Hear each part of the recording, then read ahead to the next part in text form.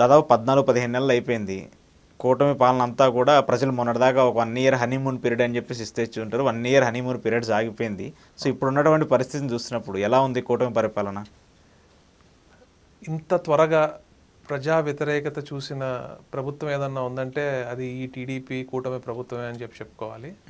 ఎందుకంటే రాష్ట్రంలో అవినీతి, అరాచకం, అలానే ఏవైతే వ్యాపారస్తులు ఉన్నారో వాళ్ళు ఇబ్బంది పడుతున్నారు, రైతులు ఇబ్బంది పడుతున్నారు, మహిళలు ఇబ్బంది పడుతున్నారు, యువత ఫీజు రియంబర్స్మెంట్ లేక యువత ఇబ్బంది పడుతున్నారు.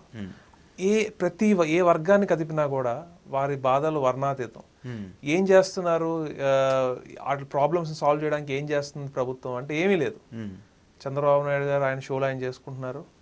ఆయన అంతా కూడా ఒక పిఆర్ సంస్థను పెట్టుకుని పిఆర్ కంట్రోల్లోకి వెళ్ళిపోయాడు ఆయన. ఆయన ఇలా ఏదో ఒకసారి మత్స్యవర్గ సోదరుల ఇంటికి వెళ్ళడం, వాళ్ళతో 4 మాటలు మాడేసి ఏదో మత్స్యవర్గ మొత్తానికి ఏదో ఉద్ధరించేసినట్టుగా చేస్తున్నారు. మళ్ళీ మత్స్యకార చేశారు. అలానే తర్వాత ఎస్సీ సోదరుల ఇంటికి వెళ్ళి ఏదో ఎస్సీ సోదరులందరికీ న్యాయం చేసేసినట్టు షో చేసి డ్రామాలు చేస్తున్నారు తప్ప ఎక్కడా కూడా గ్రౌండ్ లెవెల్లో వాళ్ళు డబ్బులు ఎలా సంపాదించుకోవాలి, వాళ్ళు ఎలాగా వాళ్ళ కుటుంబ సభ్యుల్ని కానీ వాళ్ళ అన్యాయుల్ని కానీ వాళ్ళకి ఎలా డబ్బులు సంపాదించి పెట్టాలి, కంపెనీలకి ఎలా డబ్బులు ఇచ్చి కాంట్రాక్ట్లు ఎలా ఇచ్చుకోవాలని చూస్తున్నారు తప్ప రాష్ట్రాన్ని మాత్రం గాలికి వదిలేశారని చెప్పి ఓపెన్గా చెప్పుకోవచ్చు. ఓకే కాదు సార్, మీరు కూడా అంటే పాలిటిక్స్లో రాకముందు మీరు చాలా బిజినెస్లు చేస్తుంటారు, వ్యాపార రంగానికి సంబంధించి మీకు ఉంటుంది. కానీ ఆంధ్రప్రదేశ్ సంబంధించి చూస్తుంటే ఈ టెన్యూర్లో మెయిన్గా కొన్ని వేల కోట్లు 100 కోట్లు విలువ చేసేటువంటి భూముల్ని ఒక ప్రైవేట్ కంపెనీలకి అంత ఈజీగా ఇస్తున్నారు కదా. అంటే నేను ఎందుకు ఈ క్వశ్చన్ అడుగుతున్నా అంటే మీరు కూడా ఒక వ్యాపారవేత్త కాబట్టి ఇతర రాష్ట్రాల్లోకి వెళ్ళి మీరు బిజినెస్లు పెట్టేటప్పుడు కూడా మీకు కూడా అట్లానే ఇచ్చారా, కేవలం ఏపీలోనే ఇస్తున్నారా? అంటే యాక్చువల్లీ ఇప్పుడు టాటా ఉందంటే టాటా కంపెనీ అనేది మన ఇండియాలో number 1 of the top well established company. టాటాకి ఇవ్వచ్చండి. ఉర్సా క్లస్టర్స్ ఎవరండి? ఉర్సా క్లస్టర్స్కి ఆఫీస్ కూడా లేదు. ఒక అపార్ట్మెంట్లో హైటెక్ సిటీలో ఒక అపార్ట్మెంట్లో ఆఫీస్ అలాది 2 బెడ్రూమ్ హౌస్. అలానే అమెరికాలో ఒక చిన్న ఇండిపెండెంట్ హౌస్లో వాళ్ళ ఆఫీస్ అంట. అసలు ఎంతమంది ఎంప్లాయీస్ ఉండాలి, వాళ్ళు ఎన్ని జాబ్స్ క్రియేట్ చేస్తారు ఏంటి అవన్నీ ఉండాలి కదా.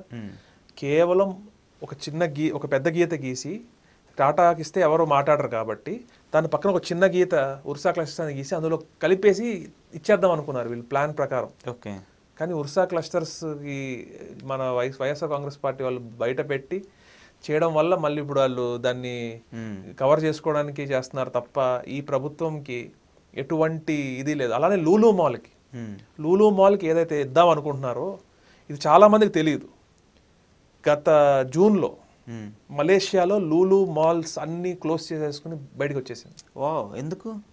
బిజినెస్ లేదు అక్కడ, బిజినెస్ వ్యాపారం లేదు. ఓకే. ఇండోనేషియాలో లూలు మాల్ మార్చి నెలలో మొత్తం బిజినెస్ అంతా వైండ్ అప్ చేసేసి బయటకు వచ్చేసింది. రేపొద్దున వైజాగ్లో కూడా ఇదే పరిస్థితి రిపీట్ అయితే ఏంటి? మన ల్యాండ్ 99 yearsకి ల్యాండ్ ఇచ్చేస్తారు మీరు, దాన్ని రివోక్ అవ్వదు. మరి దానివల్ల ఇబ్బంది పడేది ఎవరు?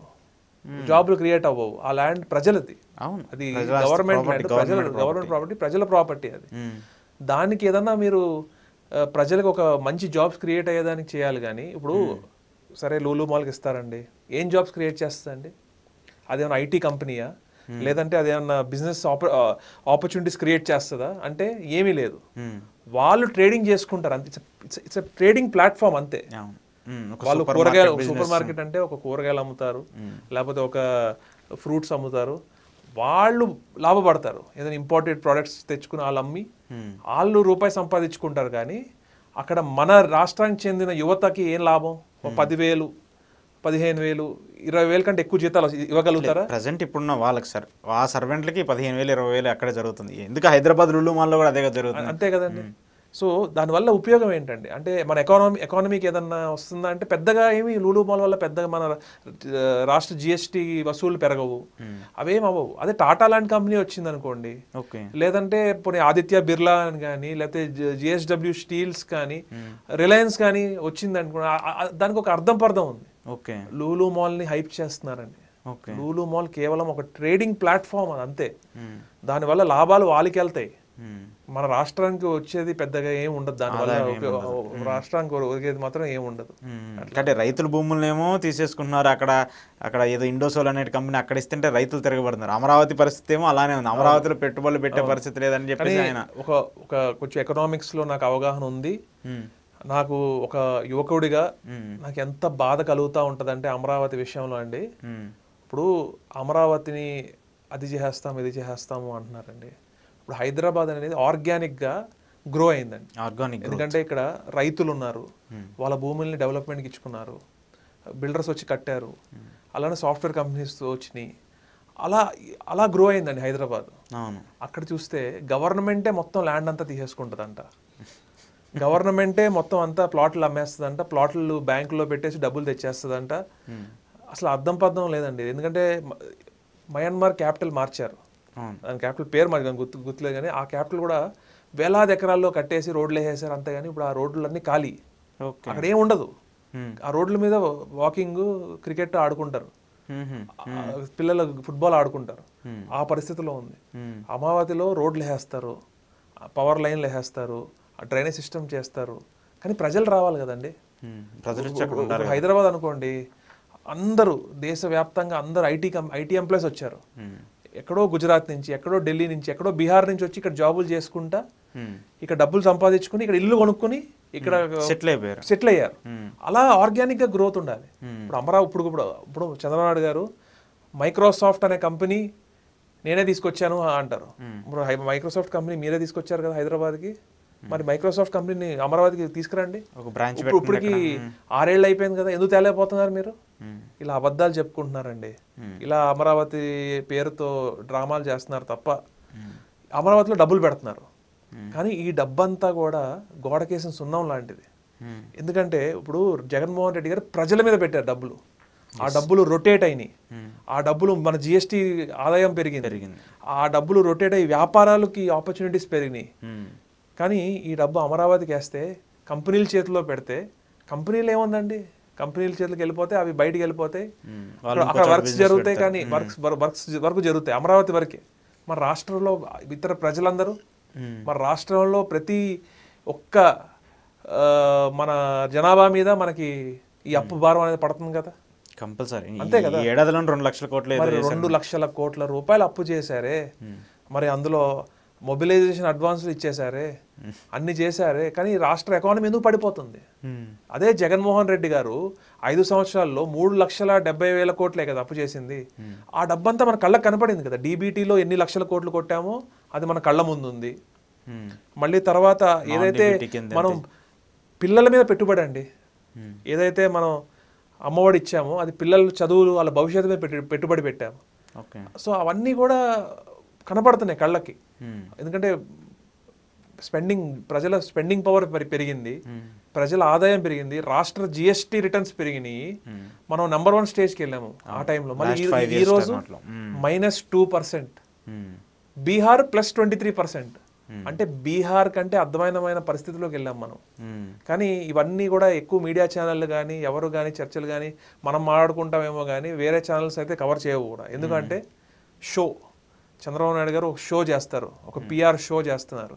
ఏదో అన్ని రాష్ట్రానికి అన్ని గొప్పగా జరిగినట్టు, అది జరిగిపోయినట్టు, ఇది జరిగిపోయినట్టు అన్నీ చేసి ఒక షో. ఈ తెలుగుదేశం పార్టీ అంటే ఒక షో పార్టీ, ప్రజలకు మాత్రం ఏముండదు. ఈరోజు ఏ మహిళని కదిపినా కూడా ఒకటే చెప్తున్నారు, జగన్మోహన్ రెడ్డి గారి టైంలో మనం ఇంత లబ్ధి పొందాము, ఇంత వచ్చింది, మన కుటుంబం బాగుపడింది అని అంటున్నారు. మరి ఈరోజు మరి అదే 24 గంటలు మద్యం షాపులు ఓపెన్, 24 గంటలు బెల్ట్ షాపులు ఓపెన్, 24 గంటలు ప్యాకాట క్లబ్లు ఓపెన్. ఇది ప్రజలకి మంచి చేయదండి, చెడు చేస్తుంది. ఇలాంటివి వాళ్ళు ఎమ్మెల్యేలు చూసుకుంటే ఒకప్పుడు ఒక ఇలాంటి ఇంకా కొత్త దారులు కనుగొంటున్నారు తెలుగుదేశం పార్టీ ఎమ్మెల్యేలు అవినీతి చేయడానికి. తెలుగుదేశం పార్టీ నాయకులు దేవినేని ఉమా గారు, మళ్ళీ మన కరాటా రాంబాబు గారు, పెద్ద మనిషి, ఆయన అంటే నాకు చాలా గౌరవం, చాలా మంచి మనిషి ఆయన. కరాటా రాంబాబు గారు ఫోన్ కాల్ లీక్ అయింది, అది మధ్యలో ఎవరో కల్పిస్తే ఆ మధ్యలో మాట్లాడింది లీక్ చేశాడు బయటికి. మరి పోలవరం ఎమ్మెల్యే బాలరాజు గారు, మరి అక్కడ పబ్లిక్ టాక్ అది, పెద్ద బిల్డింగ్లు కట్టుకుంటున్నాడు విత్ స్విమ్మింగ్ పూలు, కొత్త కార్లు.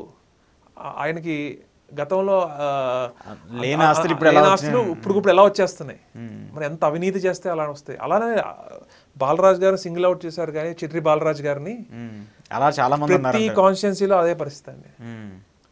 అంటే నాకు ఇంకా నేను దీపుగా తెలుసుకోవాలి, ఆఖరికి తిరుపతి లెటర్లు కూడా మార్కెట్లో దొరుకుతున్నాయని చెప్పి టాక్ వస్తుంది. అంటే 5,000కి 10,000కి. అంటే దీన్ని బట్టి అర్థం చేసుకోవచ్చు అవినీతి ఏ రకంగా వెళ్ళిపోయిందో, ఎంత అవినీతి జరుగుతుందో. లేఅవుట్లు వేస్తే ఎమ్మెల్యేలకి ఇవ్వాలి, మళ్ళీ ఏదైనా వ్యాపారాలు చేస్తే ఏదైనా షాపింగ్ మాల్స్ ఏదైనా పెట్టుకోవాలంటే ఎమ్మెల్యేలకి ఇవ్వాలి. ఇలాంటి పరిస్థితి ఎప్పుడు చూడలేదు. కొత్తగా రాష్ట్రం అంతా ఎమ్మెల్యే ట్యాక్స్ అని సపరేట్గా తెలుగుదేశం పార్టీ వాళ్ళు, జనసేన వాళ్ళు పెట్టుకున్నారు. ఇంకా మనకి మళ్ళీ ఛాన్స్ వస్తుందో రాదో తెలియదు. మనం దాచేసుకోవాలి అని చెప్పి ప్రతి ఒక్కళ్ళు అవినీతి చేస్తున్నారు.